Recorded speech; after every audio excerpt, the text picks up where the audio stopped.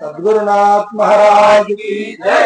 ಪ್ರಾತಃ ಸ್ಮರಣೆಯ ಸದ್ಗುರುನಾಥನನ್ನು ಹೊರಮಂದಿರದಲ್ಲಿ ಧ್ಯಾನಿಸುತ್ತಾ ಸದ್ಗುರು ಸಿದ್ಧಲಿಂಗ ಯತಿರಾಜರ ಸಮರ್ಥ ಸದ್ಗುರು ವೀರಸಿದ್ದೇಶ್ವರರ ಜಗಜ್ಜನನಿ ಜಗನ್ಮಾತೆ ಅಷ್ಟಮಹಾಲಕ್ಷ್ಮಿ ಬಗಳಾಮಾತೆಯ ಮಾತೋಶ್ರೀ ಚಂಪಮ್ಮ ತಾಯಿಯವರ ದಿವ್ಯ ಮೂರ್ತಿಗಳನ್ನು ಹೊರಮಂದಿರದಲ್ಲಿ ಧ್ಯಾನಿಸುತ್ತಾ ಪ್ರತಿ ವರ್ಷದಂತೆ ಈ ವರ್ಷವೂ ಕೂಡ ವರ್ಷದ ಭವಿಷ್ಯ ವೀರಸಿದ್ದೇಶ್ವರರು ಏನ್ ಹೇಳ್ತಾರೆ ಅಂತಂದ್ರೆ, ಈ ಒಂದು ಪರಾಭವ ನಾಮ ಸಂವತ್ಸರ 1948ನೇ ಸಿಕ 2026ರ ಭವಿಷ್ಯ ಏನ್ ಹೇಳ್ತಾರೆ ಅಂತಂದ್ರೆ, ಕಷ್ಟ ಕಳೆಯಿತು, ನಷ್ಟ ತಪ್ಪಿತು, ದೇಶದ ದನಿಯಲ್ಲಿರುವಂತ ಕಂಟಕ ದೂರ ಆಯಿತು, ಇಷ್ಟ ಕರುಣೆ ಬೆಳೆಯಿತು, ಕಾಳಗ ನಿಂತು ಕಲ್ಲರಳಿ ಹೂವಾಯಿತು, ಶ್ರೇಷ್ಠ ಹಿಮ ಕರಗಿ ಮಳೆಯಾಗುವುದು ಅಷ್ಟ ಕಷ್ಟ, ಬೆಳೆಯುತ್ತಮವೆಂತು, ಕಷ್ಟ ಕಳೆಯುವ ಅನಿಷ್ಟ ತಪ್ಪಿಸುವ ಭೂಮಾತೆಗೆ ಖುಷಿಯಾಯಿತು, ಇಷ್ಟ ದೇವರ ಪ್ರಾರ್ಥಿಸಿ ಬೇಡಿ, ನರ ಪಶು ಪಕ್ಷಾದಿಗಳಿಗೆ ರೋಗ ದೂರಾದೀತು, ಇಷ್ಟಾದ ಕನಸು ನನಸಾಗಿ ರೈತನ ಬಾಳು ಶಿವ ವೀರಸಿದ್ದೇಶ್ವರ ಇಷ್ಟದಂತೆ ಬೆಳಗೀತು. ಈ ಪ್ರಕಾರ ವರ್ಷದ ಭವಿಷ್ಯವನ್ನ ವೀರಸಿದ್ದೇಶ್ವರರು ಹೇಳಿದ್ದಾರೆ. ಇದರ ಅರ್ಥ ಏನು ಅಂತಂದ್ರೆ, ಕಷ್ಟ ಕಳೆಯಿತು ಅಂತಂದ್ರ ಇಲ್ಲಿ ತನಕ ಏನು ಎಲ್ಲಾ ಪ್ರಜೆಗಳಾಗ್ಲಿ ರಾಜ್ಯರಾಗ್ಲಿ ಏನು ಕಷ್ಟವನ್ನು ಅನುಭವಿಸ್ತಾ ಅಥವಾ ಗೊಂದಲಗಳಿಗೆ ತೊಂದರೆಗಳಿಗೆ ಬಂದಿತ್ತೋ ಅದೆಲ್ಲಾನು ಸುಸೂತ್ರಾಗಿ ನಷ್ಟ ಯಾವುದೂ ನಷ್ಟಗಳು ಆಗೋದಿಲ್ಲ. ಒಳ್ಳೆಯ ರೀತಿಯಿಂದ ಭವಿಷ್ಯ, ಈ ವರ್ಷದ ಭವಿಷ್ಯ ಎಲ್ಲರಿಗೂ ಒಳ್ಳೆಯ ರೀತಿಯಿಂದ ಅದ. ದೇಶದ ದನಿ ಅನಿಷ್ಟ ದೂರ ಆಯಿತು. ದೇಶದ ದನಿ ಅಂದ್ರೆ ಈ ರಾಜರಿಗೆ ದೇಶದ ದನಿಗಳು ಅಂತೇಳಿ, ಆ ದೇಶದ ದನಿಗಳಿಗೆ ಯಾವ ತೊಂದರೆ ಅನ್ನುವಂಥದ್ದಿಲ್ಲ. ಮುಂದ ಇಷ್ಟಾದ ಕರುಣೆ, ಎಲ್ಲರಿಗೂ ಒಂದು ಕರುಣೆ ಅನ್ನುವಂಥದ್ದು ಬರ್ತದ. ಕರುಣೆ ಬಂದು ಕಾಳಗಗಳು ಯಾವ ಯುದ್ಧಗಳಾಗೋದಿಲ್ಲ, ಯಾವ ತೊಂದರೆಗಳು ಏನೇನು ಇಲ್ಲ. ಕಾಳಗ ನಿಂತು ಕಲ್ಲರಳಿ ಹೂವಾಯಿತು ಅಂದ್ರೆ ಬಹಳ ಪರಿಶುದ್ಧವಾದಂತಹದ್ದು ಈ ವರ್ಷದ ಭವಿಷ್ಯ. ಯಾಕಂತಂದ್ರೆ ಅರಳಿ ಕಠಿಣ ಹೃದಯಗಳಿದ್ರೂ ಸಹ ಅವು ಹೂವಿನಂತೆ ಕರಗಿ ಹೂವಿನಂತೆ ಆಗ್ತವೆ ಅಂತೇಳಿ ಅರ್ಥ. ಶ್ರೇಷ್ಠ ಹಿಮ ಕರಗಿ ಅಂತಂದ್ರೆ ಹಿಮ ಅಂದ್ರೆ ಬರ್ಫ್ ಕರಗಿ ಮಳೆಯಾಗುವುದು ಅಂತ ಅರ್ಥ.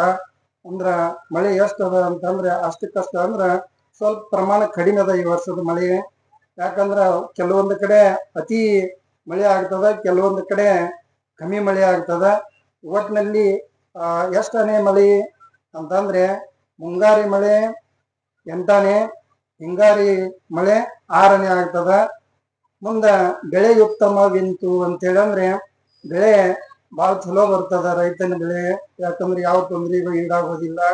ಬೆಳೆ ಎಷ್ಟದ ಅಂತಂದ್ರೆ ಮುಂಗಾರಿ 10ನೇ ಅದ, ಹಿಂಗಾರಿ 12ನೇ ಬೆಳೆ ಅದ. ಬಹಳ ರೈತರಿಗೆ ಖುಷಿ ಆಗಿರ್ತಕ್ಕಂಥ ವರ್ಷ ಇದು. ಮುಂದ ಕಷ್ಟ ಕಳೆದು ಅನಿಷ್ಟ ದೂರ ಮಾಡುವ ಭೂಮಾತೆ ಖುಷಿಯಾದ. ಈ ವರ್ಷ ಭೂಮಿ ಮೇಲೆ ಯಾವ ಅನಿಷ್ಟಗಳು ನಡೆಯೋದಿಲ್ಲ, ಯಾವ ತೊಂದರೆಗಳು ನಡೆಯೋದಿಲ್ಲ.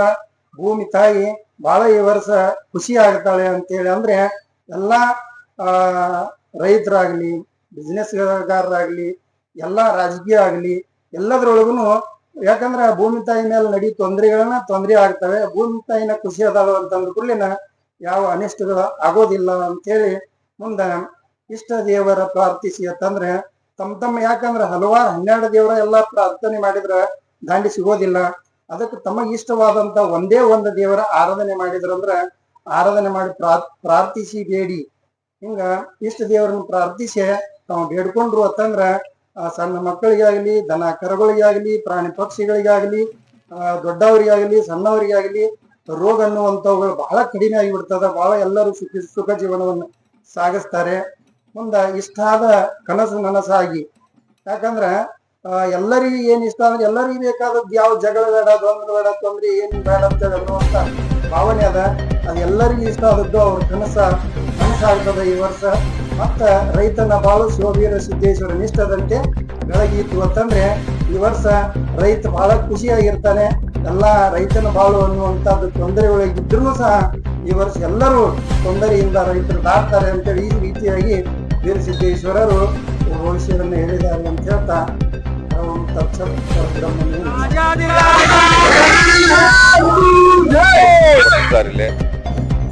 ಇಲ್ಲಿ ಬರುವಂತ ಭಕ್ತಾದಿಗಳ ಕಷ್ಟವನ್ನು ಕಳೆಯುವಂತ ನಮ್ಮ ಯಮನಾನಂದ ಗುರುಗಳ ಆಶೀರ್ವಾದದಿಂದ ಎಷ್ಟೋ ಮಂದಿ ಆರೋಗ್ಯ ಆಗಿದ್ದಾರ.